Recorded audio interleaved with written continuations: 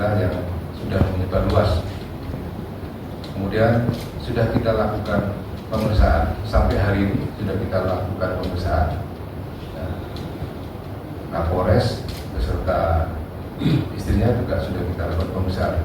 Saksi-saksi yang lain, ada beberapa perwira juga maupun anggotanya sudah kita lakukan pemeriksaan.